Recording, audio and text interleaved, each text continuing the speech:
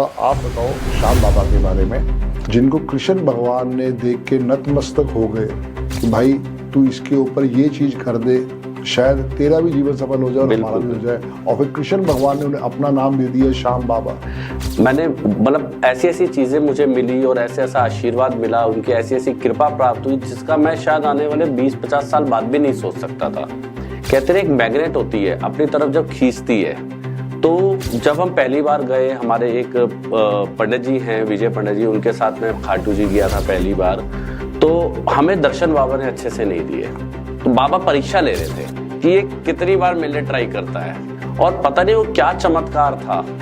हमारे साथ हमारे एक विजय पंडित जी है, वो एस्ट्रोलॉजर भी हैं, और उन्होंने कहा दीपक जी एक बार दोबारा चलते हैं। मैंने कहा पंडित जी आपका आशीर्वाद है, बिल्कुल चलते हैं। तो हम गए वहाँ पे।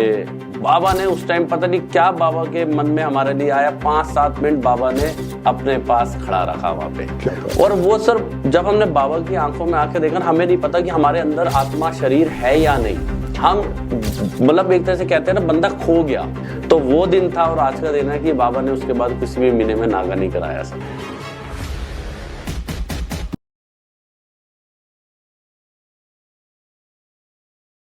जय श्री श्याम दीपक भाई। जय श्री श्याम सर। क्या हाल चाल प्रभु? बहुत बढ़िया सर, बहुत बढ़िया। बाबा की कृपा, आपका आशीर्वाद है सर। बस आज सोचा कि हमने नया ऑफिस ओपन करा है जी, आज उसका पहला पॉडकास्ट है जी। तो श्याम बाबा की कृपा बनी रहे। आप उनके इतने पक्के भक्त हैं, नहीं सर। तो हमने कहा कि भाई आपसे भी आशीर्वाद इस जगह को दिलवाए। तो हमें, आप हमारे गुरु हैं, आपसे सीखा है और सीख रहा हूँ, और शायद पूरी जिंदगी भर सीखता हूँ। तो ये मेरा सौभाग्य है कि आज आपके पूरे स्टूडियो का पहला दिन है। इनॉग्रेशन किया आपने, बाबा का नाम लिया है, बिल्कुल, और और आपने मुझे बुलाया कि पॉडकास्ट करते हैं। तो सर ये मेरे लिए इट इज मतलब बाबा की कृपा से कम नहीं है सर। बहुत बहुत धन्यवाद। Very true dear. मेन बात क्या है कि अच्छे लोग लाइफ में बहुत कम मिलते हैं, और अगर साथ चले तो बहुत बड़ी बात है। वरना आप देखोगे दोस्ती में भी कहीं ना कहीं दरार आ जाती है, कभी टेंशन आ जाती है, कभी पैसे को लेके कोई टेंशन आ जाती है। तो लाइफ में अच्छे लोगों का साथ ही बहुत बड़ा आशीर्वाद होता है। तो आज तो बाकी चर्चा तो हम करते रहेंगे। आज का मेरा पर्पस था कि थोड़ा आप बताओ श्याम बाबा के बारे में, जो आपकी लाइफ की जर्नी है श्याम बाबा के साथ, वो मैं जानना चाहूँगा आज। सर सबसे पहले तो मैं सबको बताना चाहता हूँ, सबसे पहले जय श्री श्याम। जय श्री श्याम। आज संदीप बजाज जी, जिनसे मैंने न्यूमरोलॉजी सीखी है, और आप भी और भी बहुत सारी चीज़ें सीख रहा हूँ, और आने वाले टाइम में भी हमेशा इनका एक छात्र, एक स्टूडेंट बन के सीखता रहूँगा। बाबा की कृपा ऐसी है कि मुझे उम्मीद भी नहीं थी कि सर का सानिध्य प्राप्त होगा, सर का सानिध्य और आशीर्वाद मिलेगा। लेकिन कहते हैं ना, अगर बाबा का हाथ पकड़ लो तो बाबा अपने जैसे ही गुरु से मिलवा देते हैं सर। तो मेरे लिए कोई चमत्कार से कम नहीं है। Very true dear. ठीक है सर। अब बाबा के लिए मैं क्या बताऊं सर, मेरे लिए तो इतनी औकात भी नहीं है कि बाबा के लिए बताऊं। औकात वाकई हमारी नहीं, बिल्कुल भी नहीं हम है तो सिर्फ समझ लो 80 साल 90 साल की जिंदगी लेके आए। बिल्कुल बिल्कुल। बाबा तो सब जगह हैं और अपना आशीर्वाद हर एक को देते हैं जी। उनसे बढ़िया आशीर्वाद हो ही नहीं सकता है। बिल्कुल। जिनको कृष्ण भगवान ने देख के नतमस्तक हो गए कि भाई तू इसके ऊपर ये चीज कर दे, तो शायद तेरा भी जीवन सफल हो जाए और हमारा भी हो जाए। और फिर कृष्ण भगवान ने उन्हें अपना नाम दे दिया श्याम बाबा। यही चीज है सर। मैं एक्चुअली जब से बाबा के यहाँ जाना शुरू किया, जी, मैंने मतलब ऐसी ऐसी चीजें मुझे मिली और ऐसे ऐसा आशीर्वाद मिला, उनकी ऐसी ऐसी कृपा प्राप्त हुई जिसका मैं शायद आने वाले 20-50 साल बाद भी नहीं सोच सकता था। Very true. मैं आपको एक छोटे से इंसिडेंट बताता हूँ सर। मैंने जब बाबा के यहाँ जाना शुरू किया, कहते हैं एक मैग्नेट होती है, अपनी तरफ जब खींचती है। तो जब हम पहली बार गए, हमारे एक पंडित जी हैं, विजय पंडित जी, उनके साथ में खाटू जी गया था पहली बार। तो हमें दर्शन बाबा ने अच्छे से नहीं दिए। ओके। और उनकी भी जिद में आ गया और मेरी भी जिद में आ गया कि दर्शन करेंगे तो अच्छे से करेंगे। हम 400-350 किलोमीटर दूर से आए हैं, चाहे 2 बार लगे चाहे 2 घंटे लगे। हमने थोड़ा सा चीटिंग करी बाबा के वहां पर, रेलिंग कूदी, फिर भी दर्शन गार्ड ने हाथ पकड़ के बाहर निकाल दिया। अच्छा। फिर दोबारा हमने पूरा सर्कल घुमाया, अपने आप को घूमे, और वापसी फिर दोबारा लाइन पे लगे। और जैसी लाइन पे लगे, वहां से क्या करते हैं, बाबा के आगे जाओगे हाथ पकड़ के बाहर खींच देते हैं। फिर दोबारा खींच दिया सर। मैंने कहा बाबा दर्शन का दीदार नहीं हुआ। तो बाबा परीक्षा ले रहे थे कि ये कितनी बार मिलने ट्राई करता है। चलो कह तो रहा है मैं 300-350 किलोमीटर दूर से आया हूँ। तो हम तीसरी चौथी बार दोबारा लाइन में आए सर, और पता नहीं वो क्या चमत्कार था। हमारे साथ हमारे एक विजय पंडित जी है, वो एस्ट्रोलॉजर भी हैं, और उन्होंने कहा दीपक जी एक बार दोबारा चलते हैं। मैंने कहा पंडित जी आपका आशीर्वाद है, बिल्कुल चलते हैं। तो हम गए वहां पे, बाबा ने उस टाइम पता नहीं क्या बाबा के मन में हमारे लिए आया, 5-7 मिनट बाबा ने अपने पास खड़ा रखा वहां पे। क्या बात। और ये हमारा पहला वहां पे बाबा के यहाँ दर्शन करने गए थे हम। क्या बात है। और वो सर जब हमने बाबा की आंखों में आके देखा, हमें नहीं पता कि हमारे अंदर आत्मा शरीर है या नहीं।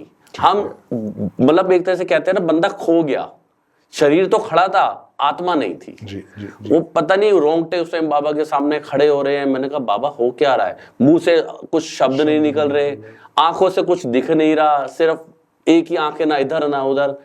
फिर जब 3-4-5 मिनट हो गए तो वहां पे जो सेवादार होते हैं उन्होंने कहा चलिए आप चलिए, बहुत देर हो गई। बाहर जैसे ही निकले आंखों में आंसू थे कि बाबा हमारा आना सफल हो गया। तो वो दिन था और आज का दिन है कि बाबा ने उसके बाद किसी भी महीने में नागा नहीं कराया सर। क्या बात है। हर महीने बुलाते, और ऐसी ऐसी कृपा बाबा ने दी सर कि एक महीने में 4-4 चक्कर भी लगे और 5-5 चक्कर भी लगे। क्या बात है डियर। ऐसी ऐसी बाबा ने कृपा की है हमारे ऊपर, और करते हैं। हमारे पास कुछ भी नहीं था सर, कुछ भी। आज बाबा की ऐसी कृपा है कि ऐसा कुछ नहीं है जो हमारे पास ना हो।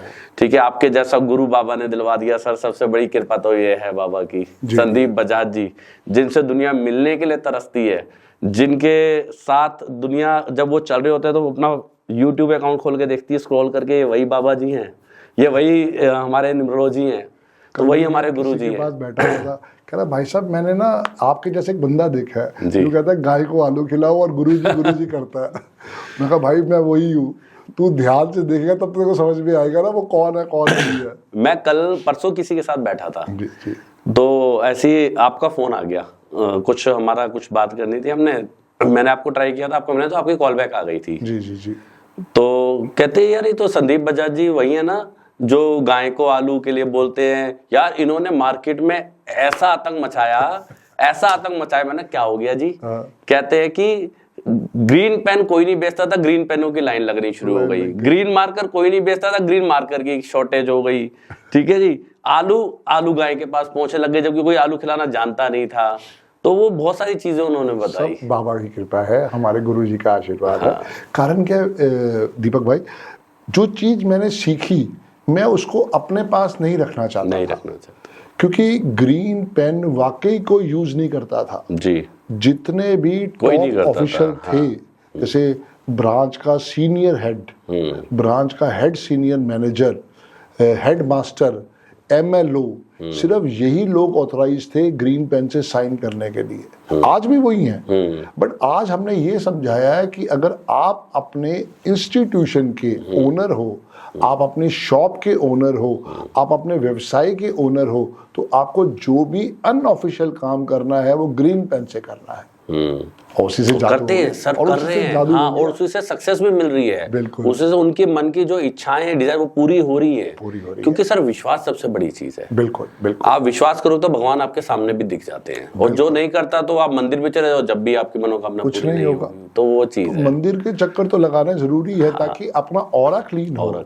लेकिन एक चीज समझ के अगर यूज करोगे तो उसका रिजल्ट भी आपको दिखाई देगा। वो मेन चीज है। मैं जैसे कि सर श्याम बाबा के सर ने जाना शुरू किया थोड़े टाइम पहले, तो सर और सर की वाइफ काजल बजाज जी, तो काजल बजाज जी का तो बाबा के ऊपर ऐसा चमत्कार है कि सर मैं बहुत सारे एग्जाम्पल ऐसे देखे हैं मैंने जी। कि जो कहते हैं कि हम बाबा के यहाँ जाएंगे, हम खाटू जाएंगे, बाबा के दर्शन करके आएंगे। हमारे वैभव जी हैं जैसे बैठे हैं, इन्होंने पिछले 8 महीने से बोल रहे हैं कि बाबा के यहाँ जाना है, नहीं जाना हो पा रहा। और ये होते कोई नहीं है जाने वाले, जब तक वो बुलाने वाला नहीं बैठा ना सर। यही बात मैं कहता हूँ दीपक भाई, पापा के घर जाने के लिए क्या उसके लिए कोई परमिशन चाहिए? बिल्कुल बिल्कुल। पापा कभी मना करेगा कि मेरा बेटा मेरे घर पे ना आए या मेरी बिटिया मेरे घर पे ना आए? ये तो हमने ना अपने आप को मन में एक संतावना दे दिया, एक थोड़ा सा सॉल्यूशन दे दिया कि देखो अभी बाबा ने नहीं बुलाया, ये गलत बात है। यही मैं समझाता हूँ सबको सर, हाँ। कि भाई साहब आपको अगर कहीं बच्चों को लेके जाना है तो आप किसी रेस्टोरेंट में इनविटेशन थोड़ी मांगोगे, क्या नहीं कम फॉर माय किड्स, नहीं तो आपको अपने पापा के, मम्मी के, भाई के घर जाना परमिशन थोड़ी मांगते हो, आप उठ के जाते हो। आपको मसूरी जाना है, आपको यूरोप जाना है, आपको स्विट्जरलैंड जाना है, आप किसी से पूछते थोड़ी हो, आप माइंड सेट करते हो, टिकट बुक करते हो, चले जाते हो। आप वहां की एम्बेसी से तो नहीं पूछते, आप वहां पे कॉल करके ये तो नहीं कहते रिलेटिव के कि हम आ जाएं जी अगर आप कहोगे तो बाबा के यहाँ अगर आप जिस दिन आप अपना टारगेट बनाओगे, मन में गारंटी वाली चीज लाओगे, तो अपने आप जाओगे। और अगर अड़चने आ भी रही हैं तो दीपक भाई अभी हमने आपकी स्टोरी सुनी, हाँ, तो उसमें क्या तुमने बताया कि उसमें 3 घंटे लगे, 4 घंटे लगे, 5 घंटे लगे, पर तुमने हिम्मत नहीं हारी। 4 बार हिम्मत नहीं हारी सर हमने। तो ये सबसे बड़ा आशीर्वाद है, क्योंकि हम लोग क्या होते हैं, कोई दूसरा होता है, छोड़ यार हमें नहीं जाना, क्या हो गया, हम इतनी दूर से आए थे, इन्होंने तो हमें इज्जत ही नहीं दी। भाई वो परीक्षा ले रहे हैं, तुम्हें डावाडोल नहीं होना, तुम्हें दिल से थैंक्स बोलना है। बिल्कुल बिल्कुल, क्योंकि अगर वो तुम्हारी परीक्षा ले रहे हैं तो वो तुम्हें ऐसा रिजल्ट देंगे जैसा उन्होंने दीपक भाई को भी दिया है, मेरी बीवी को भी दिया है, ताकि वहां से आप अपनी लाइफ में एक मिरेकल ले सको सर। और ये बहाने बनाने बंद कर दो कि बाबा के यहाँ जाना है। तो मैं सच बता रहा हूँ, सबको बोलना चाहता हूँ सर, कि जो ये कहते हैं ना कि हमें बुलावा नहीं आया, हमें बुलाने की नहीं बाबा के मन में है, वो हमें बुला नहीं रहे, ये सब अपनी आत्मा को शांति देने के लिए एक झूठा सच है। बहाने बना रखे, बहाने बना आपको बचाने के लिए बहाने बना रखे। आप जाओ, दर्शन करो, उसके बाद हर महीने अगर बाबा ना आपको अपने आप खींच ले तो बात रही। काजल मैम काशी पे नहीं जाता, ठीक है ना, क्योंकि मुझे समझ में आया कि भैया भीड़ है, मेरी टांगों में इतनी जान नहीं है, तो मैं नहीं कर सकता, मैंने इसलिए काशी की क्षमा मांग रहा हूं। लेकिन आप आगे पीछे जाते हो। हम आगे पीछे जाते, मौका मिलता मैं यही काजल मैम की देख के, मैं काजल मैम के ऊपर जो कृपा है बाबा की, वो देख के हैरान हूं कि 3 बार महीने में 2 बार मैम होके आती हैं, और ऐसे एग्रेसिवनेस से होके आती है, इतनी उत्तेजना से, इतना उनका मन करता है कि दीपक भाई मुझे जाना है, दीपक भाई मुझे जाना है, मुझे बाबा बुला रहे हैं, मेरा मन नहीं लग रहा, मुझे अनकंफर्ट फील हो रहा है, तो ऐसे बाबा उनको बुला लेते हैं और जाती हैं। कोई भी नहीं मिलेगा, अकेली चली जाती है, मैंने देखा है सर। बिल्कुल, ड्राइवर बाबा ने दिया, गाड़ी बाबा ने दी, हमारी क्या औकात थी। और अभी आपने इतना भव्य कीर्तन बाबा का करा 15 नवंबर को sir, all credit goes to you. नहीं मेरा नहीं सर, बाबा ने आपको ही चुन के मेरी जिंदगी में भेजा। दुनिया 10 साल से खाटू जी जा रही है, मैं जानता हूँ पर्सनली, 10 साल से वो इतना भव्य कीर्तन नहीं कर पा रहे हैं, वो बाबा को अपने घर पे नहीं बुला पा रहे हैं, ठीक है, वो बाबा की जोत अपने घर पे नहीं जला पा रहे हैं। आपने इतना कम समय में बाबा का इतना भव्य कीर्तन किया, घर पे उनकी जोत जलाई, इतने जो आपके भक्त जन आए, बाबा के भक्त जन का सबका सम्मान करा, इससे बड़ी कृपा बाबा की नहीं हो सकती सर। करना तो इसी ऑफिस के अंदर था, पर जहाँ जगह उतनी थी नहीं, इसलिए बाबा ने कहा भाई चल बैंक्वेट हॉल में करते हैं। और जो बाबा के कीर्तन का सर आपके वहां पे आनंद आया है, जो अरदास वहां पे भजन प्रभावकों ने अरदास लगाई है, और जो सबकी आंखों में आंसू बह रहे थे, वो इसका सबूत था कि बाबा की संदीप बजाज जी के ऊपर कितनी बड़ी कृपा हुई है। All credit goes to you. नहीं सर, मेरा बाबा का तो आशीर्वाद है, पर बाबा ने आपको मेरी जिंदगी में जो भेजा, उससे सारा ब्लेसिंग सर। मुझे बाबा की कृपा है कि आप मेरी जिंदगी में आए। चलो अच्छी बात है। तो सर मैं यही बता रहा था कि जाने वाले होने चाहिए। मैं वैभव जी से बोलूंगा कि जल्दी से जल्दी बाबा के यहाँ आके, और मैं उन्हें लिख के देता हूँ, वैभव जी मैं आपको लिख के देता हूँ ये चीज, एक बार ये जाएंगे, इनकी आधी सॉल्यूशन इनको पहली रास्ते में दिख जाएगी सर, पहली विजिट में बाबा पहले मिल रहे हैं इनको सॉल्यूशन। हाँ जी, एक बार जाएं। बड़े बड़े नाम जो हैं वो इनसे वीडियो बना ही रहे हैं, बट ये है कि और तरक्की चाहिए तो जाओ, अपना एक नियम बनाओ कि महीने में मुझे एक बार ही जाना। देखो टाइम तो सारी जिंदगी नहीं मिलेगा, एक दिन हमारे यमराज आके प्राण भी निकाल के ले जाएंगे, कभी भी। आप इंस्टाग्राम पे देखते रहो सर, एक सेकंड में बंदे जा रहे हैं, रोड पे चलते चलते, बैठे बैठे बंदे जा रहे हैं, शादी के फंक्शन में डांस करते करते, पढ़ाते हुए। तो मेन चीज यही है कि आपने टाइम खुद नियुक्त करना है कि भाई बाबा ने तो बुला लिया है, मैंने जाना है, फिर मैं चाहे ट्रेन से जाऊं, प्लेन से जाऊं, कार से जाऊं, बस पकड़ के जाऊं, बिल्कुल आपने उसके ऊपर अपने आप को रोकना नहीं है। खाटू नरेश कैसे उनका नाम पड़ा, कैसे श्याम बाबा उनका नाम पड़ा, मैं थोड़ा सा जो मुझे समझ है, जो मुझे पता चला वो मैं बता देता हूँ। महाभारत का युद्ध चल रहा था जी, ठीक है, बर्बरीक जी थे। बर्बरीक जी जब युद्ध की तरफ अपनी माता से आज्ञा लेते हैं कि मुझे भी युद्ध देखना है, छोटे से थे, ज्यादा बड़े नहीं, 14 वर्षीय। माता ने कहा इतना छोटा बालक इतने युद्ध में कैसे भाग ले सकता है? आप बेटा जितना मर्जी बलवान हो, जितना मर्जी शक्तिवान हो, लेकिन माँ के लिए तो बच्चा ही होता है। माँ घबरा गई कि बेटा आप क्या करोगे जाके, पुत्र आपके लिए वो युद्ध नहीं है। बड़े बड़े वहां पे धुरंधर बैठे, वहां पे जो त्रिलोकी का नाथ भगवान श्री कृष्ण जो युद्ध को अपनी उंगली पे चला रहा है, वो युद्ध खेल रहा है, तो छोटे छोटे वहां पे क्या करेंगे सर? लेकिन कहते हैं ना कि होनी को कोई नहीं रोक सकता, जो होना है वो पहले से तय है।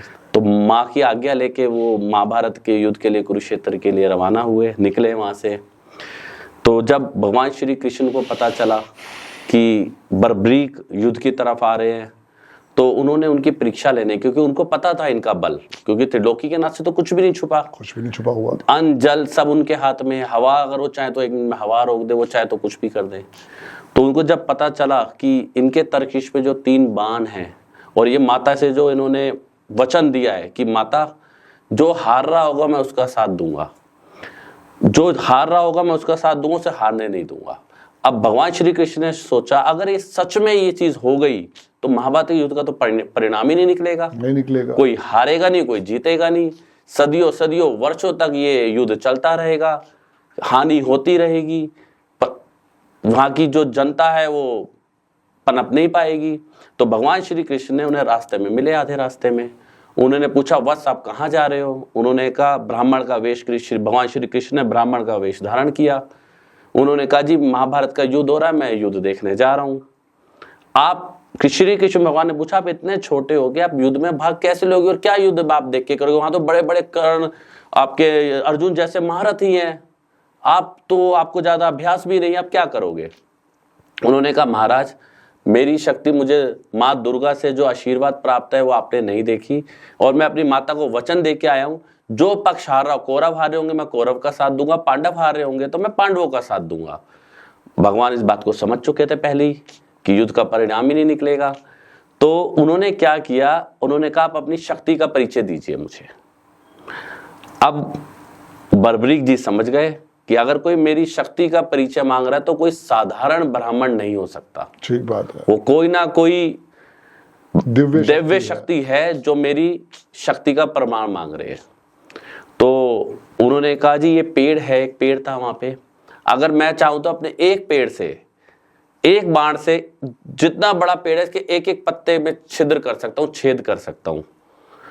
भगवान श्री कृष्ण ने कहा आप करके दिखाइए। उन्होंने कहा ठीक है। इसकी एक्चुअलिटी जानने के लिए, इसकी पावर को जानने के लिए, बाण की शक्ति को जानने के लिए भगवान श्री कृष्ण ने एक पत्ता अपने पैर के नीचे दबा लिया, कि पत्ता तो पेड़ का ही है ना, वो पैर के नीचे दबा लिया। जब बर्बरीक जी ने, अभी तक वो बर्बरीक जी, अभी वो खाटू नरेश श्याम बाबा नहीं बने हैं, इसलिए मैं बार बार बर्बरीक जी बोल रहा हूं। बर्बरीक जी ने जब अपना तीर चलाया, दुर्गा माँ को याद करके तीर चलाया, तो जितने भी पेड़ के पत्ते थे सब में छेद हो गया। तो बर्बरीक जी ने कहा महाराज प्रभु आप चेक कर लो ब्राह्मण देवता कि एक भी पत्ता ऐसा नहीं होगा जिसमें छिद्र ना हो, जिसमें छेद ना हो। जब श्री कृष्ण ने देखा बिल्कुल ठीक है, उन्होंने चुपके से जब अपना पैर हटाया तो जो उनके नीचे पत्ता था उसमें भी छेद था, वो भी छिदा हुआ था सर। तो श्री कृष्ण भगवान को पक्का हो गया कि युद्ध में कुछ असंभव चीजें होने वाली है। पता उन्हें पहले भी था, लेकिन क्या है सर, उनको सबको दिखाना होता है। जैसे हनुमान जी चाहते तो सीता माँ को अपने साथ जैसे उड़ के गए थे, 1 मिनट में लेकर भी आ सकते थे, लेकिन भगवान श्री रामचंद्र जी ने मानव जाति को दिखाना था कि हर काम के करने की एक प्रक्रिया होती है। बिल्कुल हम भगवानों की उस प्रक्रिया को नहीं टाल सकते, तो आप मानवों के कैसे उस प्रक्रिया को टाल दोगे? तो हर चीज का एक प्रोसेस बना हुआ है जी। तो वहां पे अर्जुन भी खड़े थे। तो अर्जुन ने कहा प्रभु ये तो अनर्थ हो जाएगा, लाशों पे लाशें बिछती रहेंगी, वध पे वध होते रहेंगे, हत्याओं पे हत्या होती रहेगी, ये तो कुछ होगा ही नहीं। तो भगवान श्री कृष्ण ने कहा इस युद्ध को वही देख सकता है और इस युद्ध में वही भाग ले सकता है जिसके अंदर अति बल हो। वो 3 है इस संसार में, वो 3 है। पहला स्वयं मैं, दूसरा अर्जुन, और तीसरा आप यानी कि बर्बरीक जी। अब भगवान श्री कृष्ण ने कहा इस युद्ध में जाने के लिए एक व्यक्ति को जो अति बली है, जो बलवान है, उसको अपने शीश का दान देना होगा। तो भगवान अर्जुन सबसे पहले भगवान श्री कृष्ण के पास आते हैं कि वासुदेव, मैं आपके इस प्रण के लिए तैयार हूं, मैं अपना शीश आपको देने के लिए तैयार हूं, लेकिन इस युद्ध को आगे चलिए, क्योंकि ये सत्य और असत्य का युद्ध है, ये गलत और सही का युद्ध है। तो उन्होंने कहा नहीं, आप अपना शीश नहीं दे सकते, क्योंकि आपने युद्ध खेलना है और मैंने युद्ध खिलाना है, क्योंकि भगवान श्री कृष्ण सारथी बने हुए थे। हाँ, बिल्कुल बिल्कुल। और अर्जुन जी युद्ध लड़ रहे थे। तो उन्होंने कहा कि मैं अपनी बलि देता हूं। फिर जैसे ही उन्होंने कहा कि मैं अपने शीश का दान देता हूं, बर्बरीक जी ने मारा, रोक दिया, नहीं ब्राह्मण देव, आप नहीं दे सकते। उस टाइम वो श्री कृष्ण अपने रूप में आ चुके थे। नहीं वासुदेव जी, आप अपना शीश का दान नहीं दे सकते, क्योंकि आपने सृष्टि के पालनहार हो, आपने सृष्टि चलानी, आप नहीं होंगे तो सृष्टि कौन चलाएगा? मैं एक तुच्छ बालक जिसने कुछ ज्ञान नहीं है, मैं आपको अपनी गुरु दक्षिणा में अपना सिर काट के देता हूं। भगवान श्री कृष्ण यही चाहते थे। तो उसी समय बर्बरीक जी ने तलवार निकाली और अपने शीश उतार के भगवान वासुदेव श्री कृष्ण जी के हाथ में दे दिया। जब से वो खाटू नरेश के नाम से जाने जाते हैं, जब उन्होंने शीश का दान दिया, इसलिए कहते हैं शीश के दानी की जय। इसी तरह से उन्हें शीश का दानी कहा जाता है। अब उन्होंने एक इच्छा जताई। अभी भी यहाँ पे कई लोग कहते हैं कि उन्होंने शीश का दान दे दिया, इसका उनको खाटू नरेश और शीश का दानी कहा जाता है, उनको श्याम बाबा कहा जाता है। अभी तक वो श्याम बाबा नहीं बने। अभी तक उन्होंने शीश का दान दिया है जी। तो उन्होंने एक इच्छा जताई कि मुझे युद्ध देखना है, क्योंकि मैं युद्ध देखने आया था, लेकिन कुछ व्यवस्था ऐसी हो गई, कुछ सिचुएशन ऐसी हो गई कि मैं युद्ध नहीं देख पाया, ना मैं युद्ध में भाग ले पाया। तो भगवान श्री कृष्ण ने उनको एक ऊंची चोटी पर वहां पर विराजमान कर दिया कि आप जितने दिन युद्ध चलेगा उतने दिन आप उस युद्ध को देख सकते हो, और युद्ध में क्या हो रहा है सब चीज देख सकते हो, क्योंकि अब बाण उनके पास है नहीं, उन्होंने अपना शीश का दान दे दिया है। तो जब युद्ध खत्म हो गया, पांडवों के अंदर अहंकार आ गया। बिल्कुल। अर्जुन जी, सहदेव, नकुल, युधिष्ठिर, सबके अंदर अहंकार आ गया कि युद्ध तो हमने जिताया है, युद्ध हमारी वजह से जीते हैं, आपका तो भगवान श्री कृष्ण। देखो मतलब निकलने के बाद दुनिया भगवान को ही भूल जाती है, ये पुराने से हाँ। उन्होंने भगवान श्री कृष्ण के मुंह पे कह दिया कि हे वासुदेव, युद्ध तो हम पांचों भाइयों की वजह से संभव हुआ है और जीत पाए हैं, आप तो सिर्फ सारथी बने हुए थे। श्री कृष्ण जी मुस्कुराते रहते हैं सदा, आपने देखा होगा सर, वो तो कभी शिकन ही नहीं लाते। उन्होंने कहा बिल्कुल ठीक कह रहे हो। वासुदेव जी ने कहा ठीक है, युद्ध असली किसने देखा है, क्योंकि आप सब युद्ध लड़ने में व्यस्त थे और मैं लड़वाने में व्यस्त था, सारथी था, आपको डायरेक्शन दे रहा था, तो मैंने भी नहीं देखा। युद्ध एक व्यक्ति ने देखा है, बर्बरीक ने, शीश के दानी ने, जिसको युद्ध प्रारंभ होने से पहले मैंने ऊंची चोटी पे विराजमान कर दिया था, उसने युद्ध देखा है। हम उनके पास चलते हैं, उनसे पूछ लेते हैं, क्योंकि मैं समझाऊंगा आप मानोगे ना, आप मुझे समझाओगे मैं तो हंस के बता दूंगा। जब पांचों पांडवों का वार्तालाप हुई भगवान वासुदेव के साथ, वो ऊंची चोटी की तरफ गए और उन्होंने वहां बर्बरीक से पूछा, अभी वो श्याम बाबा नहीं बने, बनने वाले हैं सब। उन्होंने पूछा कि हे सर्वशक्तिमान बर्बरीक जी, आप बताइए कि युद्ध किसकी वजह से जीता गया और युद्ध में क्या क्या हुआ। उन्होंने 2 लाइनों में इसका आंसर दिया सर, सिर्फ 2 लाइनों में, हे अभिमानी, जबकि वो उनके परिवार से थे। जी जी जी जी। अब तो वो परिवार खत्म हो गया। अब तो वो खुद ही देवात्मा बन चुके थे। क्योंकि जो बाबा के आगे जो कृष्ण भगवान को अपना शरीर उतार के दे देगा, शीश उतार के दे देगा, वो तो दिव्य आत्मा हो गई। बिल्कुल। तो हे अभिमानी, जो चीज का आप अभिमान कर रहे हो उसमें आपका कोई भी रोल नहीं है। वहां 2 व्यक्ति युद्ध लड़ रहे थे, पहला स्वयं सुदर्शन चक्रधारी भगवान श्री कृष्ण और दूसरा काली मां जो खप्पर में लहू भर भर के पी रही थी ताकि लहू जमीन पे ना फैले। इन दोनों ने युद्ध जिताया। युद्ध में आपका कोई रोल नहीं। युद्ध खेलने वाले और खिलाने वाले स्वयं भगवान श्री कृष्ण वासुदेव थे, आप सिर्फ उनके चलाए हुए रास्ते पे चल रहे थे। उनको बहुत शर्म फील हुई, बहुत शर्मसार हुए। उन्होंने भगवान श्री कृष्ण के चरणों में नमन करा, सर झुकाया कि हे वासुदेव, हम अहंकार में, अभिमान में हम भूल गए थे, मद में हम भूल गए थे कि हमने कुछ नहीं करा, सब आप ही का किया हुआ है, क्योंकि आप त्रिलोकी के नाथ हो। जब उन्होंने चरणों में नमन कर अपनी गलती स्वीकार करी, भगवान श्री कृष्ण तो हमेशा ऐसे रहते, उन्होंने आशीर्वाद दिया।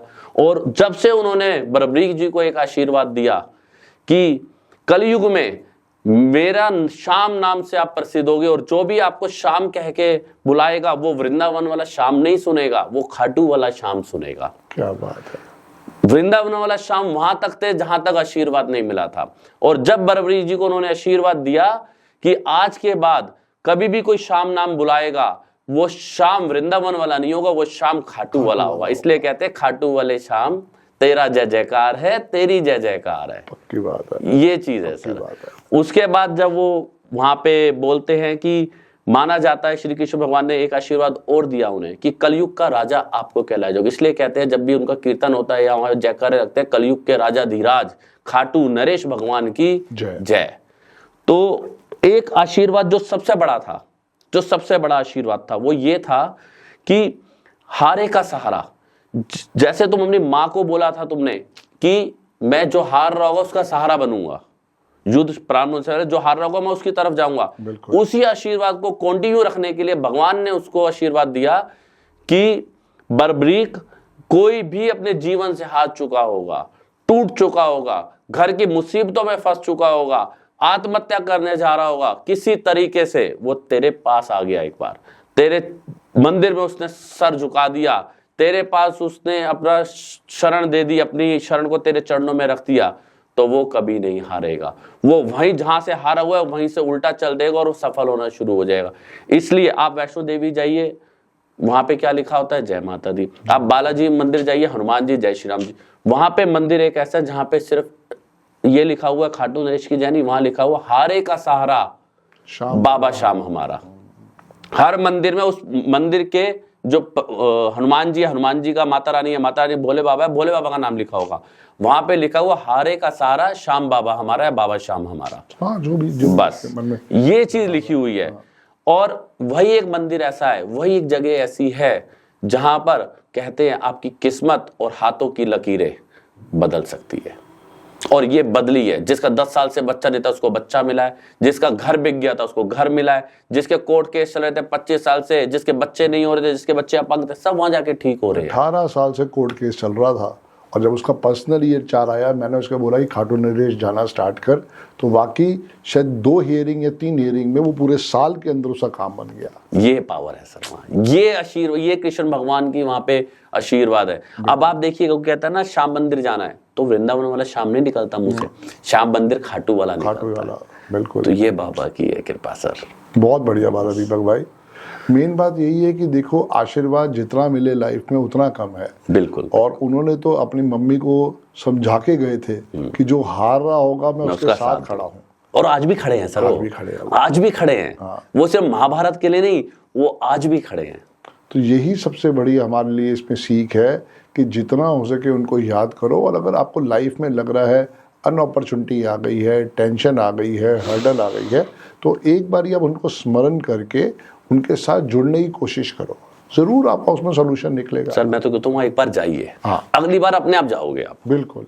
ये आप लाइव एग्जांपल हो सर इस चीज के। मैं लाइव एग्जांपल हूँ। बिल्कुल बिल्कुल। काजल मैम आपकी वाइफ, वो लाइव एग्जांपल है इस चीज के। हम तो किसी बाहर वाले का एग्जांपल ही नहीं ले रहे सर। अब वैभव जी भी 2 महीने के बाद लाइव एग्जांपल हो जाएंगे उसके। अच्छी बात है, बहुत अच्छी बात है। हाँ जी, हाँ जी। सो दीपक भाई, रियली दिल से थैंक्स, आपने श्याम बाबा से हम सब बच्चों का परिचय करवाया।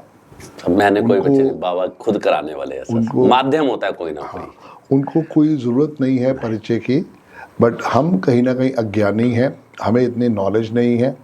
और ये स्टोरी सुनने के बाद कहीं ना कहीं पे बहुत लोग ऐसे होंगे जिन्हें पता भी नहीं होगा, पता भी नहीं, तो उनको एक अवेयरनेस बढ़ने वाली है कि हाँ भाई, ये एक बहुत बड़ा आशीर्वाद है इस कलयुग में। अगर आप भी जाते हो खाटू श्याम जी के पास और उनके पास जाके ब्लेसिंग्स लेके आते हो, जैसे भी आपने कहा कि पहली बार ही आपको जाना पड़ेगा, पहली बार जाना, दूसरी बार वो खुद बुलाएंगे, ये गारंटी है सर। हाँ, ये बहुत बड़ी ब्लेसिंग्स है, ये बहुत बड़ा आशीर्वाद है कि हम इसके ऊपर जितना अपने आप को झुका के उनके पास जाएंगे, हमारे लिए शायद वो काम अभी बनाए या काम बाद में बनाए, वो काम की टेंशन नहीं लेनी, पर आपने अपनी अर्जी लगा दी है जी कि भैया मैं इस तकलीफ में हूँ, मैं इस दुविधा में हूँ, मेरी ये प्रॉब्लम है, आप इसको सिर्फ सुन लो, समझ लो, जब आपने मुझे ब्लेसिंग्स देनी हो आप दे दे देना। दे। क्योंकि हम लोग थोड़े विचलित हो जाते हैं, ह्यूमन बीइंग है, कि मर्सिडीज चाहिए, कोठी चाहिए, बच्चे की शादी चाहिए, या एक निरोगी काया चाहिए। तो वो जब होना है तब उसी हिसाब से होना है। बिल्कुल। बट बहुत अच्छा लगा आपसे बात करके। इसके अलावा दीपक भाई आपने क्या क्या कोर्स सीखा है? सर देखिए, जब मैं इस लाइन में आया, जी। सबसे पहले तो आपका सानिध्य प्राप्त हुआ, मेरे गुरु संदीप बजाज जी का। जी जी। न्यूरोलॉजी आपसे सीखी और उस पर अच्छा भी किया, कंसल्टेशन भी शुरू बहुत कर दी अच्छा है। काम कर रहे हो डियर। हाँ, बहुत अच्छा काम कर रहे कंसल्टेशन भी शुरू कर दी है सर, अभी किसी को दी है, हर मतलब डेली दो तीन कंसल्टेशन कर रहा हो। हूँ। यही चाहिए, क्योंकि सबसे बड़ी बात है, शो मस्ट गो ऑन। हाँ, एक ही दिन में 10 भी आएंगी, 100 भी आएंगी, जी। बट हमें अपने आप को टाइम मैनेजमेंट के साथ चलना होगा। बिल्कुल। सारी चीजें ये है, अपना 200% दो, लोगों को रिजल्ट भी आएगा। और जिनको रिजल्ट आएगा, जैसे भी आपने कहा कि वो हरे पेन खत्म हो गए, हाँ। वो 555 नंबर खत्म हो गए। खत्म हो गए। लोग मुझे यही गालियां दे रहे थे कि भैया 555 5 नंबर सर, वो बताना भूल गया सर, हरे पेन पे रह गया। जी जी। कि कई बंदों ने तो घर तक ढूंढे 6-6 महीने की, संदीप बजाज जी बोलते 5 नंबर लेना है, 5 नंबर लेना है, 5 नंबर ही लेना है। हम भी तो 5 नंबर में बैठे हैं। हम भी आज जो आपका इनॉग्रेशन वो 5 नंबर है सर। बिल्कुल, क्योंकि हमें भी 3.5 साल लगे इस 5 नंबर का मकान लेने के देखो, लिए। जिन्होंने इसको इन्वेंट करा 5 नंबर को, उनको भी 3.5 साल लगे सर। बिल्कुल, ऐसे नहीं मिल रहा 5 नंबर थे पर हाँ, मिल नहीं रहे मिल थे। नहीं रहा था। अच्छा, फिर डीलर तंग करते हैं। डीलर कहते हैं भाई साहब हमें तो समझ में नहीं आता 5 की थ्योरी क्या है। हाँ, क्योंकि हमें तो पता है ना हाँ। कि भाई क्या इस मकान के अंदर क्या फायदा हो सकता है, क्या सपोर्ट मिल सकता है। और हमसे पूछो जो 8 और 1 वाला है, उसके लिए तो तकलीफ ही तकलीफ है। तो यही 5 का सारा आशीर्वाद है। बिल्कुल। बट इसके अलावा फिर आपने और क्या क्या सीखा डियर? सर मैंने वैदिक एस्ट्रोलॉजी सीखी, वेरी गुड। मैं उस पर भी काम कर रहा हूँ, कंसल्टेशन देता हूँ। मैंने लाल किताब सीखी, उस पर भी काम कर रहा हूँ। मैंने मेडिकल नाड़ी सीखी, जो एकदम डिफरेंट है। मेडिकल नाड़ी में क्या होता है सर, आप जैसे पुराने वैद्य होते हैं, वो क्या करते हैं, नब्ज देख के जी, जी, जी। आपको बता सकते हैं कि आपके अंदर क्या प्रॉब्लम है। अब साइंस ने क्या करा है, मेडिकल एस्ट्रोलॉजी को, एक तो मेडिकल एस्ट्रोलॉजी हो गई, एक हो गया मेडिकल नाड़ी। मेडिकल नाड़ी को भी इन्होंने एस्ट्रोलॉजी से जोड़ दिया है। ओके। अब वो कैसे जुड़ा है कि कई चीजें ऐसी है जो एस्ट्रोलॉजी में चीजें पता चल जाती है मेडिकल नाड़ी से। अभी जहां से मैंने बनारस से सीखी है, हमारे राजेश्वर दास जी हैं, उनसे मैं 20 दिन वहां पे था। आपको पहले पता चल जाएगा कि जैसे हमें डॉक्टर क्या बताता है कि आपको क्या डायग्नोज हुआ है, डायग्नोज क्या हो गया है, वो ये नहीं बता सकता कि क्या डायग्नोज होने वाला है। ठीक है। आपकी मेडिकल नाड़ी, जिसको मेडिकल नाड़ी एस्ट्रोलॉजी कह सकते हो आप, वो आपको ये बता देगी कि आपको आने वाले 2-3 सालों में किस चीज की, किस डायग्नोज की होने की संभावना ज्यादा है। मतलब एक तरह से आपको 2 महीने पहले या 6 महीने पहले आइडिया लग जाएगा कि भाई ये चीज शुरू हो चुकी है, आप अभी इसका उपचार कर लोगे तो शायद आपको वहां बचाव बहुत पॉसिबल है। अब वो चीजें कहाँ से पता चलती है सर, वो आपके राइट हैंड की नर्व से पता चलती है, जो यहाँ मिडिल पे नर्व्स होती है। ओके। आपके लेफ्ट हैंड से पता चलती है। ठीक है। आपके कान के पीछे जो नर्व्स होती हैं, उसकी वाइब्रेशंस बताती हैं। उसमें भी 3 वाइब्रेशंस होती है, लेफ्ट हैंड और राइट हैंड में भी। अगर आपकी नर्व्स 3 मल्टीपल में स्लो हो रही है और नागिन शेप में, स्नेक शेप में वो अगर वहां पे मूवमेंट कर रही है, तो कोई ना कोई आपको बीपी का इशू आने वाला है अगले 6 महीने साल के अंदर। या फिर कहीं ना कहीं पेट में कुछ ऐसा गैस्ट्रिक बन रहा है जिससे आपको डाइजेशन नहीं हो रहा है, और डाइजेशन आपके बीपी को पैदा करने के लिए ज्यादा काम कर रहा है। क्योंकि बीपी कहां से होता है, बीपी आपको हमेशा टेंशन से होता है। और जब आपको जो खाना नहीं पचता, वो हमारे लिए, मुझे नहीं पता था ये चीज, हमारे लिए हम उसको एसिडिटी बोल देते हैं कि गैस बन रही है, एसिडिटी हो रही है। वो गैस का लॉन्ग टर्म में इफेक्ट क्या होता है सर, क्योंकि डाइजेशन नहीं होता। डाइजेशन को बाहर करने के लिए या तो हमें मुंह के जरिए करते, डकार टाइप आते हैं, ठीक है, या वो गैस पास होती है। लेकिन वो कहीं ना कहीं बॉडी में रह के ना, वो हमारे जो नर्व सिस्टम है, जो बीपी के नर्व्स हमारे हार्ट से लेके ब्रेन में जाती है, वापसी ब्रेन से लेके हार्ट में आती है, उसको डिस्टर्ब करती है। और वो कहीं ना कहीं जाके बीपी शूट अप करती है। आपने देखा होगा कईयों को बीपी एकदम शूट अप हो जाता है। वो क्यों होता है, क्योंकि उनको, अगर आप पुराना डेटा उठा के देखेंगे, 98% बंदे ऐसे होंगे जिनको वो बीपी शूट अप हुआ, उनको एसिडिटी सबसे ज्यादा रहती थी। Okay okay. ये मुझे भी नहीं पता था पहले, जब मैंने पढ़ा ये चीज, जब पता चली उनको बीपी, एसिडिटी, गैस्ट्रिक प्रॉब्लम सबसे ज्यादा रहती थी। उनके बीपी सडनली शूट अप होते हैं। और गैस्ट्रिक प्रॉब्लम कैसे रहेगी? ज्यादा स्ट्रेस से। हाँ, अब अगर आपके यहाँ पर 3 नस है, अगर स्नेक टाइप में वाइब्रेट हो रही है और सेकंड्स के हिसाब से वो स्लो जा रही है, तो यानी कि कहीं ना कहीं आपको बीपी की अगले 1 साल में प्रॉब्लम आ सकती है। अगर आपके यहाँ पे स्नेक टाइप में वाइब्रेशन हो रहा है ब्लड का, नर्व्स का, जो ब्लड फ्लो है वो स्पीड कम है उसकी एज पर सेकेंड, और सेकंड जो नर्व्स है, 3 नर्व्स देखी जाती है, और सेकंड जो ब्लिंक करता है वो अगर पहले वाले ब्लिंक से मिली सेकंड कम है, तो यानी कि आपको गैस्ट्रिक प्रॉब्लम और ज्यादा बढ़ेगी। अब कईयों के पैरों में दर्द होता है सर। अब यहाँ पर एक नी के बीच में एक पॉइंट होता है, जब आपने देखा होगा कई जो शॉर्ट्स पहनते हैं उनकी एक नस दिखाई देती है यहाँ पर, उससे हम पता लगा लेते हैं कि इनको नी रिप्लेसमेंट है या इनके पैरों के किस भाग में, पिंडलियों में या काफ में या इधर किस भाग में सबसे ज्यादा दर्द होने की संभावना है। ओके। सिर्फ दर्द होने की संभावना है या उसका कोई उपचार भी है? सर उपचार भी है, प्रॉपर उपचार है उसके, और वो आयुर्वेदिक में भी उपचार है और वो एस्ट्रोलॉजी में भी उपचार है। एस्ट्रोलॉजी में उपाय से उसके उपचार है जो हमें सिखाया गया है वहाँ पे। अब उसमें क्या है सर, आपने देखा होगा पहले ना एक दर्द नहीं था, अब एक दर्द निकल के आ रहा है, सबके पैरों में दर्द रह रहा है। जी जी डियर। पहले कहाँ दर्द होता था? घुटनों में, पिंडलियों में, थाइज में, ये चीजों में दर्द है। हाँ। अब ये दर्द और नीचे जाने लगा है, ये पैरों के नीचे तक आने लगा है, आने लगा, बिल्कुल यहाँ से लेके यहाँ तक यहाँ तक आता यस यस यस। ये आपको यहाँ से पता चल जाएगा कि ये दर्द का क्या ट्रीटमेंट होगा और ये कैसे होगा। अब मैं आपको एग्जांपल देता हूँ, किसी के भी पैरों में दर्द जा रहा है, सबसे पहले वो आपकी 3 ब्लिंकिंग यानी 3 वाइब्रेशंस बताएगी वो दर्द किस लेवल का है। वो दवाई से क्योर होगा दर्द, या आपको पर्सनल रहकर, पर्सनल मतलब खुद सेल्फ ट्रीटमेंट से भी आप उसको क्योर कर सकते हो। आपको करना क्या है, आपको सरसों का तेल और उसमें बादाम का तेल मिक्स करना है, उसको थोड़ा सा गर्म करना है और पैरों की मसाज करनी है नीचे। जब आप पैरों के नीचे मसाज करोगे डेली नाइट में, तो वो आपके ऊपर तक का जो यहाँ का पिंडलियों का दर्द है ये भी गायब कर देगा। लेकिन ये रेगुलर 43 डेज करनी है, आपके पैरों का दर्द गायब हो जाएगा। आप किसी को कई बार हार्ट की प्रॉब्लम आ रही होती है, नहीं पता चलती, हम ईसीजी कराते हैं। कभी भी किसी को हार्ट की प्रॉब्लम पता करनी है, यहाँ पे एक नर्व्स होती है जी। उसको ब्लिंक करके 3 वाइब्रेशन, जो 3 बबलिंग होगी वो आपको बता देगी कि हार्ट की प्रॉब्लम आपको कब आ सकती है और या क्या लेवल चल रहा है। ये बहुत डीप रिसर्च है सर, बहुत, मतलब ये प्रैक्टिस से बंदा पकड़ रहा है ये चीजें, और मैंने इस पे काम किया है और मैंने कईयों को बताया भी। मैं किसी हॉस्पिटल देखने गया था, तो उनकी मदर थी, उनकी मदर से ऐसी कुछ बात चल रही थी, उन्होंने कहा दीपक जी आप मेरे बारे में बता सकते हो? मैंने हाथ पकड़ के बता दिया। मैं उनके पहली बार मिला हूँ, मैंने कहा आपके पैरों में घुटनों से नीचे दर्द रहता है।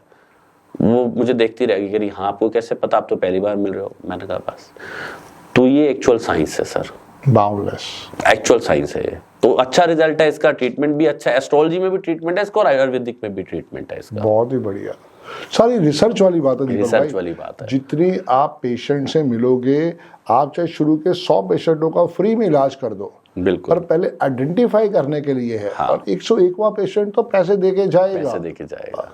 और सर ये एक्चुअली क्या है, ये चीजें ना मार्केट में आजकल के इसको कॉर्पोरेट व्यवसाय बना लिया है, जेन्युइन बंदे हैं नहीं। और जब आपके क्लाइंट को पता चलता है कि आप जेन्युइन उससे पैसे नहीं ले रहे, आप उसको एडवाइस कर रहे हो, तो आप ही के पास आएगा, 10 बंदों को आपका रेफरेंस भी देगा। मैं फिर भी कह रहा हूँ दीपक, चाहे आप मिनिमम फीस 10 रुपए भी रखो, चाहे आप फीस 15 रुपए रखो, पर फीस रखो जरूर। नहीं, वो मैंने आपके कहने पे रखी हुई है सर, फीस रखी हुई। कारण क्या है कि जब आप उसको उपचार कर रहे हो, उसकी जो भी नेगेटिविटी है वो आपके ऊपर आ रही है, तो एनर्जी एक्सचेंज का होना बहुत जरूरी है। बिल्कुल जरूरी। आप चाहे 11 रुपए रख के एनर्जी एक्सचेंज करो, चाहे 21 रुपए रख के करो, चाहे 2100 रख के करो, ये मर्जी है आपकी।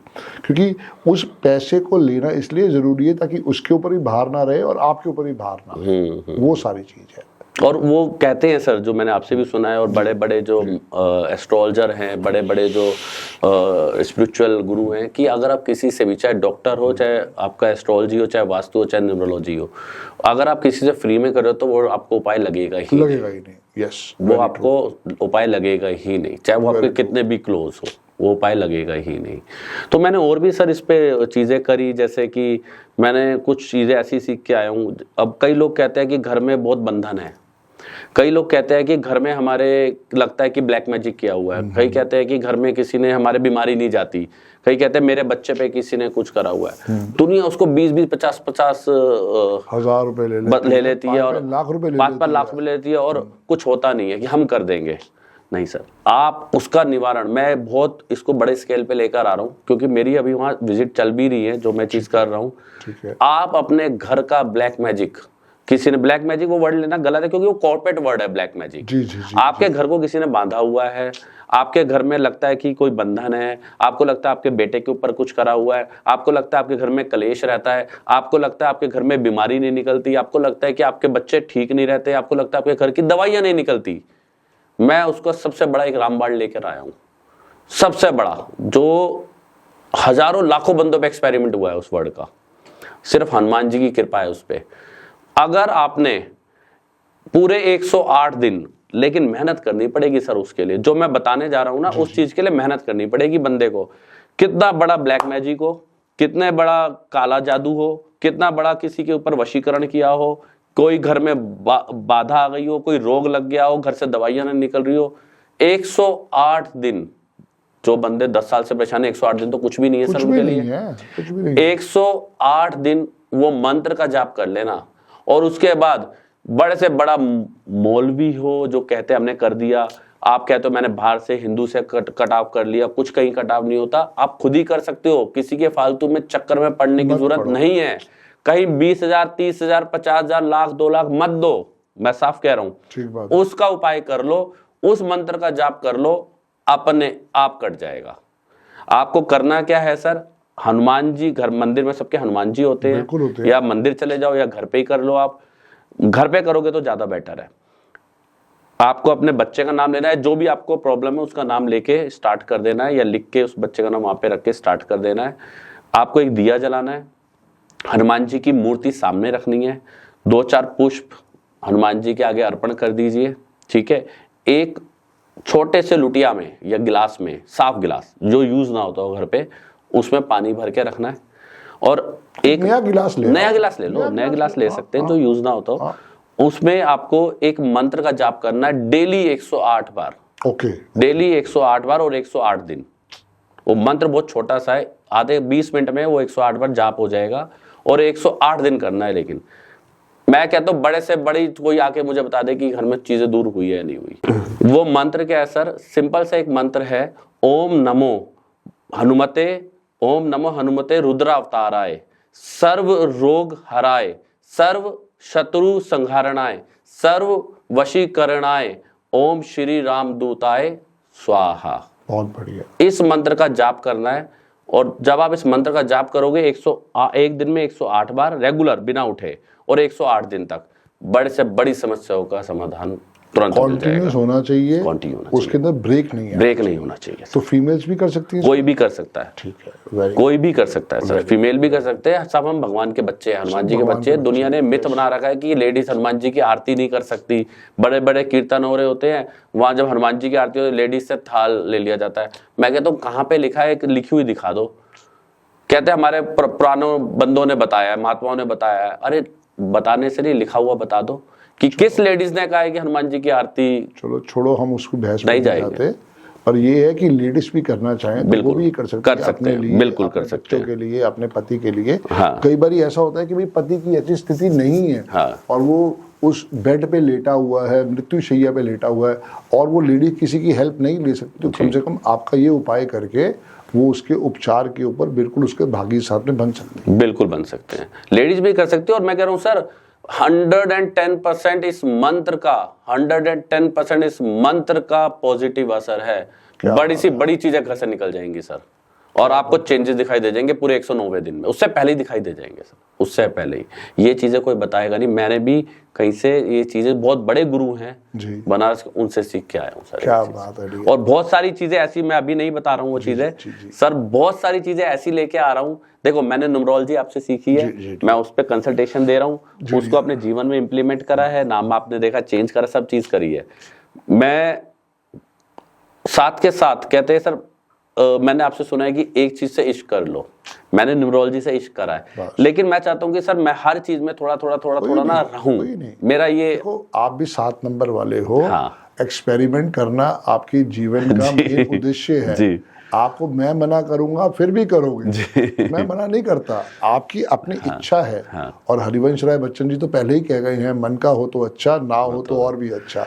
तो मन की बात सुनो, इसको जरूर आगे लेके जाओ, बहुत आशीर्वाद। तो अब मैं वास्तु भी मैंने कर रहा हूँ सर, आपको पता है ये चीज, तो उसमें भी कर रहे हैं। तो बहुत सारी चीजें करने का मन है सर, कि मतलब एक जीवन मिला है सर, एक जीवन में कहीं ये चीज ना रह जाए कि जो मन में थी हमने वो नहीं करी। आपको पता है मैंने एडवोकेसी भी करी, मैंने प्रैक्टिस भी करी, मैं कोर्ट भी गया, ठीक है, मैंने केसेस भी फाइट करे, लड़े, लेकिन वहां से मन हट गया सर, मन हट गया। आपसे मिलने के बाद वो ऐसा तलाक दिया मैंने कोर्ट में, अपना खुद ही तलाक कर लिया मैंने, चलो कि अब लीगल में नहीं जाना, अब ओकल्ट में आना है। तो आपका आशीर्वाद मिला, बाबा की कृपा हुई, ओकल्ट में आया सर। बिल्कुल, बहुत अच्छी विद्या के साथ आप जुड़े हो। और हमारा तो जो पुरातन है वो यही कहता है कि ये इतनी अच्छी अच्छी विद्याएं हमारे पास थी जी, विलुप्त हो गई हैं, कोई बात नहीं, अब उन विद्या को दोबारा रिवाइव करते हैं और उसके साथ लोगों का बेनिफिट करते हैं जी। क्योंकि देखो, God help those who help themselves. बिल्कुल, जब तक हम उस विद्या को खुद के ऊपर इम्प्लीमेंट नहीं करेंगे, चीजों का रिजल्ट हम नहीं बता पाएंगे, तो हमारी आंखें ना बोलती हैं। आज मैं 14 साल कहता हूं तो मैंने वो 14 साल को न्यूमरोलॉजी खाया है, पिया है, जिया है, उसको मैंने अपनी लाइफ में अपनी हर सांस में महसूस किया है। वो सबसे बड़ी बात है। तो जैसे जैसे आप भी इन विद्याओं के साथ जुड़ोगे, आपका रिजल्ट ही कुछ और आ जाएगा। बिल्कुल सर, मैं इसमें एक चीज और ऐड करना चाहता हूँ, क्योंकि आपको देखने वाले ना हमारे हिंदुस्तान में बहुत लोग हैं, करोड़ों की तादाद में लोग हैं। सब आप भाइयों का प्यार है, बहनों का प्यार है, बाबा की कृपा है सर। मैं ये प्रैक्टिकल है कि संदीप सर को देखने वाले करोड़ों लोग हैं इंस्टाग्राम और यूट्यूब पे, मैंने खुद आई विटनेस हूँ इस चीज का।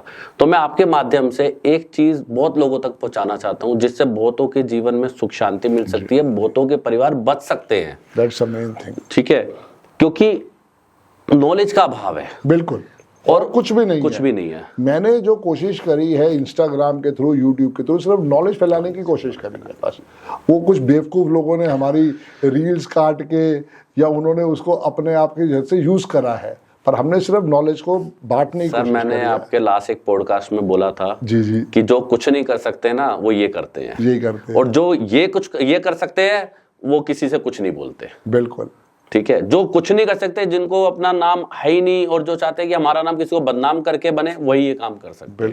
बिल्कुल। उनका कल भी कुछ नहीं था, आज भी कुछ नहीं, कल भी कुछ नहीं होगा। बिल्कुल। तो हमें उन चीजों में जाना ही नहीं है सर। हमें पता है हमारे बंदे हमें देख रहे हैं, हमारी जनता हमें देख रही है, हमारा भगवान हमें देख रहा है, सबसे बड़ा हमारा बाबा हमें देख रहा है बस, कि हमारे मन में कोई चोर नहीं है, हम किसी का बुरा नहीं कर रहे, किसी का हम बुरा नहीं कर रहे। यस, आप सामने और कुछ भी बोलता रहे। तो मैं ये कह रहा था सर कि मैंने जो चीज सीखी है अभी, ठीक है, मैं जिस पे इम्प्लीमेंट भी करा है और कईयों को मैंने उसकी कंसल्टेशन भी दी है, जबकि मैंने उस चीजों का कोई चार्ज नहीं करा, सिर्फ उनको एक राय दी है।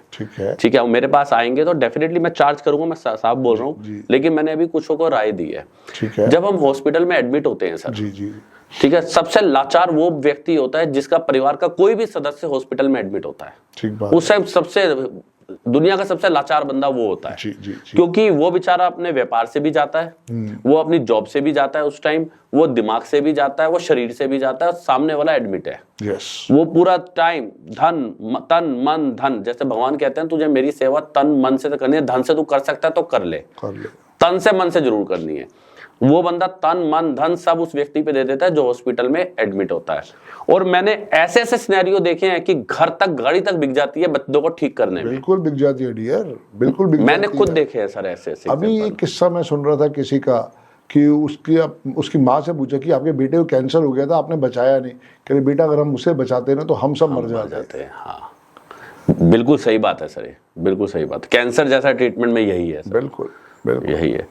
तो मैं ये कह रहा हूँ कि सब कुछ खत्म हो जाता है और बंदे कोशिश भी करते हैं।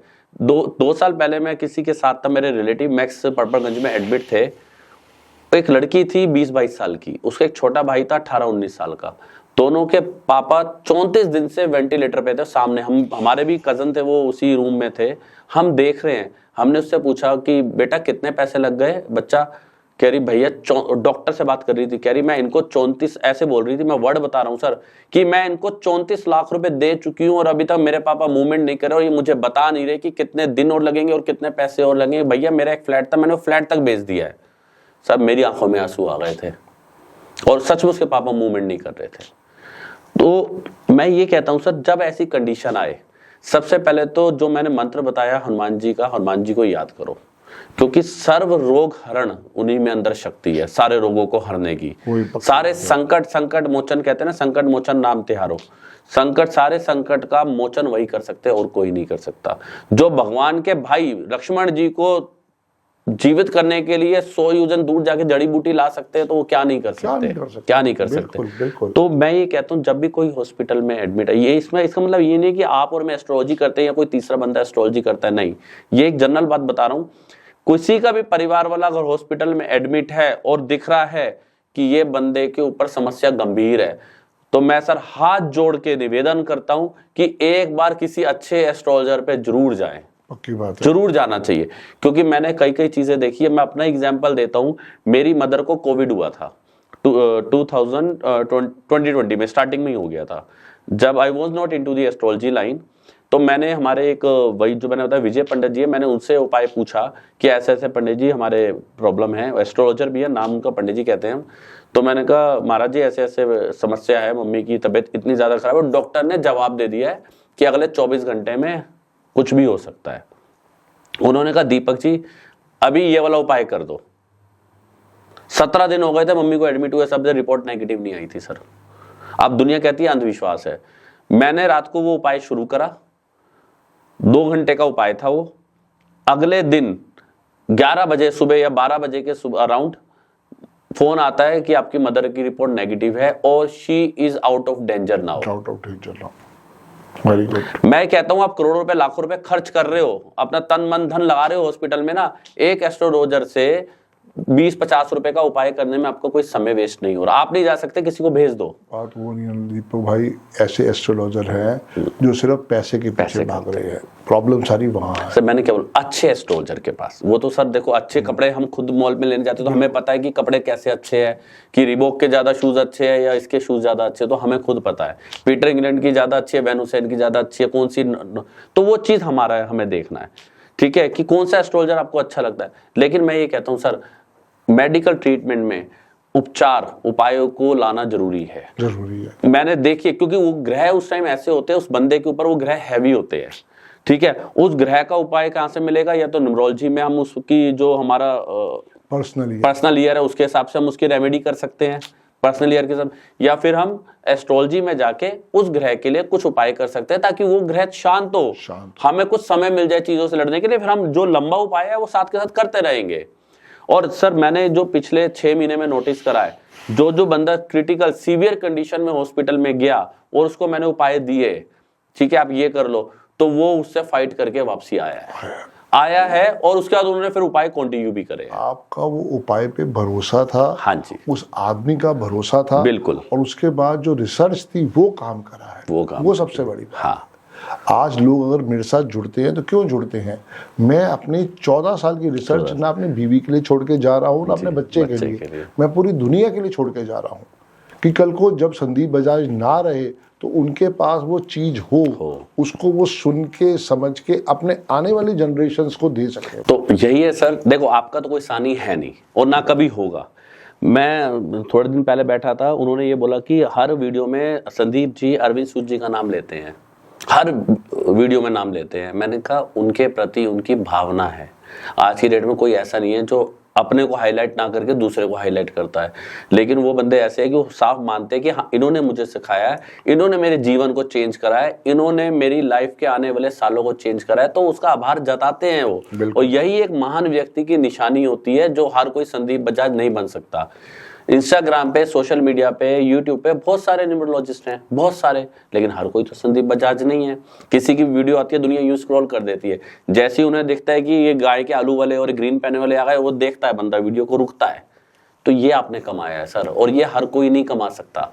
और मैं गारंटी दे रहा हूँ जितने मर्जी आ जाए, संदीप बजाज जी का कोई दूसरा अपोजिट, दूसरा वर्सेस आ ही नहीं सकता सर। क्योंकि मैं फिर वही कह रहा हूँ दीपक भाई कि मुझे बांटना था, मुझे संभालना नहीं था। ये एक ऐसी विद्या है जो बहुत क्लियर है, बहुत पॉजिटिव है और बहुत देने वाली विद्या है।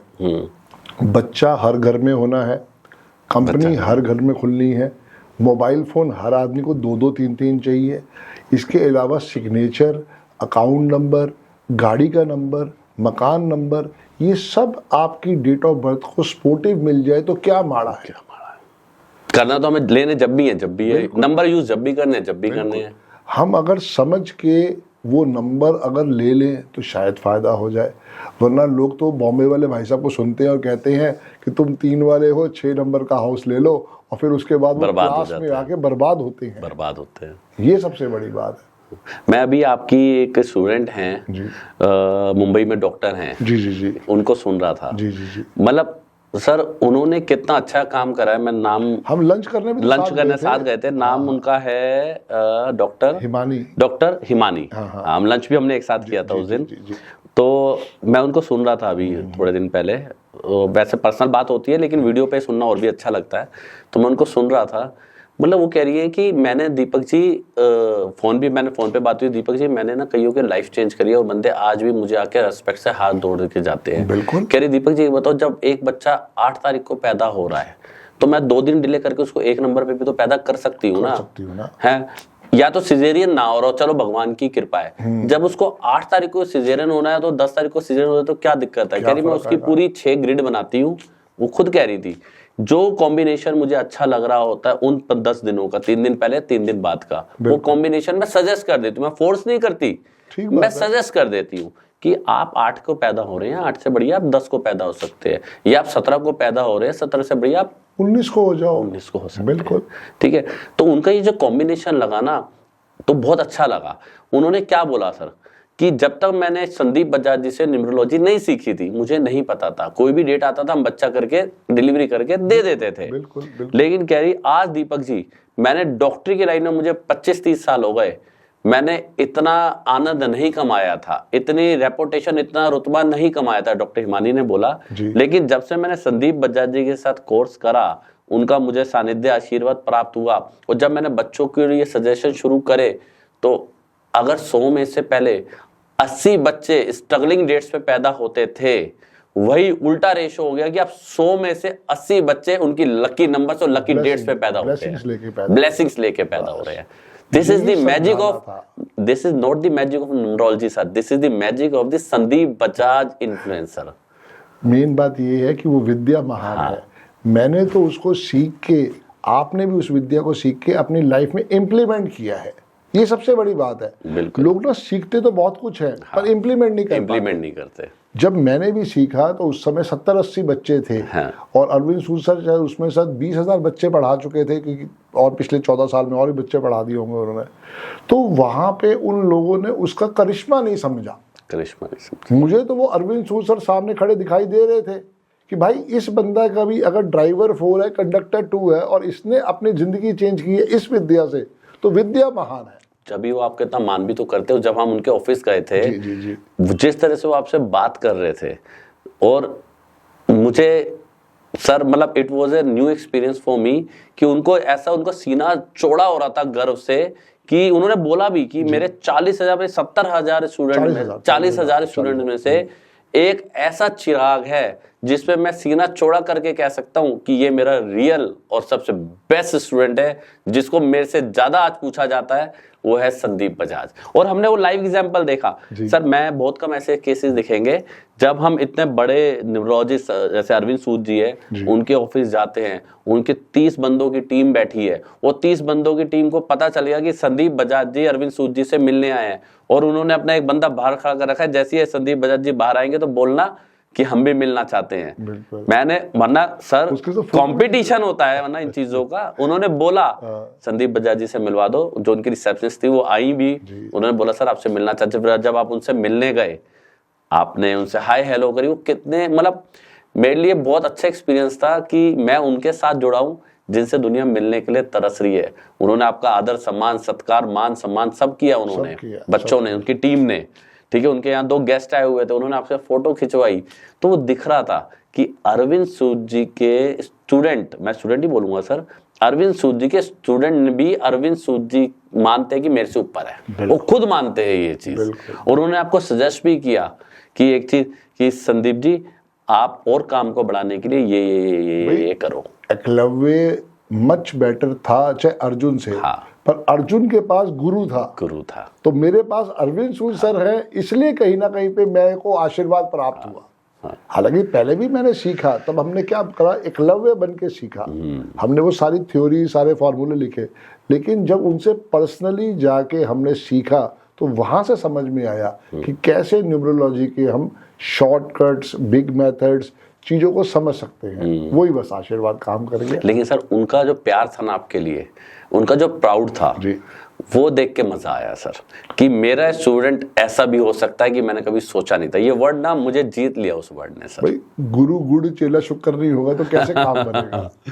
नहीं sir, that was really amazing, that was really amazing sir, really तो अमेजिंग। चलो दीपक भाई, आज इस पॉडकास्ट का विश्राम करते हैं जी, क्योंकि पर्पस यही था कि आज पहला पॉडकास्ट हमें शूट करना था, कोई विषय नहीं था हमारे पास। अच्छी बात ये हुई कि श्याम बाबा की कृपा मिल गई, हम जितना उनके बारे में बोल सके। बाबा आपके घर भी आए हैं सर आज? हाँ बिल्कुल बिल्कुल, आज मेरे घर भी आए, बाबा घर भी आए हुए हैं आपके आज। बिल्कुल। तो जितना हम उनके बारे में सुन सके, समझ सके, अपनी लाइफ में वो चीज़ों को इम्प्लीमेंट कर सकें, तो वो बहुत बड़ी बात है। बिल्कुल। बाकी तो चर्चा हमारी चलती रहेगी जी, आगे भी हम पॉडकास्ट करेंगे और बड़े बड़े विषयों के ऊपर पॉडकास्ट, बड़े विषयों पे करेंगे sir. Always you are welcome. But अच्छी बात ये थी, मैं चाहता था कि आज 3 दिसंबर है, हम इसके ऊपर इसकी शुरुआत करें, तो शुरुआत आपसे हो गई है। सर मैं ऑन कैमरा एक चीज कहना चाहता हूँ, अगर आप मुझे अलाउ करें तो। प्लीज प्लीज जी। मैंने ओकल्ट में जब आया इस इंडस्ट्री में, तो आपके नाम से आया, आपसे न्यूमरोलॉजी सीखी, ठीक है। फिर बाबा के साथ जुड़े, जाना शुरू किया एक साथ खाटू जी, फिर बाबा का आपने प्रोग्राम कराया, कीर्तन कराया इतना बड़ा, और आज आपके बेटे मिहिर बजाज जी का बर्थडे भी है। तो पहले बात, many happy returns of the day to Mihir Bajaj ji, God bless, ठीक है ना। तो दूसरी चीज मैं सर आपके आज चरण स्पर्श करना चाहता हूँ। एक तो आपका आज पहला ऑफिस इनोग्रेशन हुआ है, पहला नहीं मतलब ऑफिस यहाँ पे इनोग्रेशन हुआ इंदिरापुरम में। ऑफिस तो आपका 5 है, पहला शूट है आज। तो नए ऑफिस में पहला शूट है और आपने मुझे बुलाया, तो उसके लिए सबसे पहले thank you so much sir. और आपके चरण छू के आशीर्वाद लेना चाहता हूँ, ताकि मैं इस लाइन में नंबर 1 और बहुत तरक्की कर सकूं, ये मैं आपसे मांगना चाहता हूँ। बिल्कुल ठीक है। तो God bless you dear, God bless you, God bless you.